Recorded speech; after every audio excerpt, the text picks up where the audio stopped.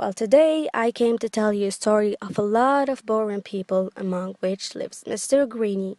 Mr. Greenie is eco-friendly, so whenever he goes to the market and finds a recycled but expensive bottle and a plastic bottle, he always chooses to buy the first one. But unfortunately, he suddenly discovered that the bottle was not recycled.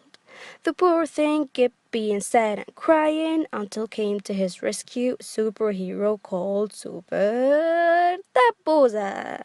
Super Dabuza is traceable.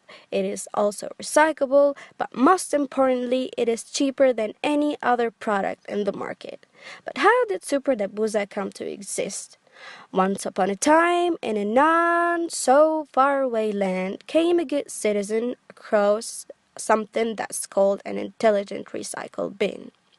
Being the good citizen he is, Mr. Greenie decided to throw the Super Dabuza in it. And by doing so, he has participated in a new funny game called blockchain. And he did so by validating using a mobile app. But strangely, the recycle bin has given Mr. Greenie 5 pieces of something that she called eco coin. And she said that 1 eco coin equals 1 kilogram of plastic. She also told Mr. Greenie that he can use 2 of them to buy recycled thing cheaper later. Amazing, isn't it? And she told him also that the other remaining 3 will now start a new and funny life cycle.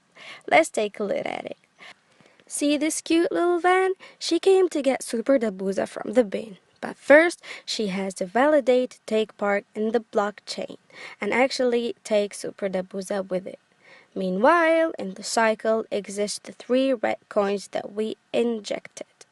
Super Dabuza gets now transported to the next node, which is recycling and collecting companies, which will gain a lot by renting the bins from us and having to take all the plastic we provide for free. And they will happily sell it to the other clients for a cheaper price. They also have to validate using the app to take their pint from the revenue, which is 1 coin. And now in the cycle exist 2 coins. Now Mrs. Great Dabuza is now just a lump of crumpled plastic that have to be transported to the other node, which is industry. Industry also has to validate using the app to take its part from the revenue. Now only 1 coin is remaining. That 1 coin will be our revenue. Super Dabuza has now disappeared, but where did it go? If you look closely around you, you can find Super Dabuza nearly anywhere, even in some plastic foil wrap in places that sell recycled items. Here it is. Those places have also to validate to enter the cycle, but they don't get a coin out of it. Let me explain how they get from the cycle.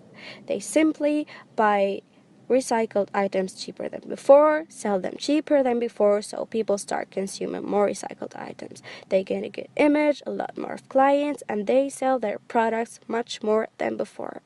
How do we sell cheaper recycled items? Let me explain. So this thing costs 6 happy coins. With Eco Coin, it is no longer the case. Mr. Greenie will now use the 2 super coins he gained at the beginning of the cycle to reduce the cost of the item. You may think that the selling places will lose by this reduction, but it's not nearly the case because they have already purchased the items cheaper than before. Another interesting thing that will happen is that Mr. Greenie will now be notified which new item Super Dabuza has been reincarnated in. And that is the end of the cycle. Well, not really. I'm just kidding. Let's take it to another level.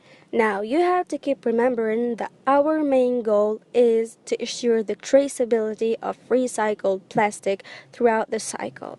And that is because plastic takes more than 500 years to degenerate.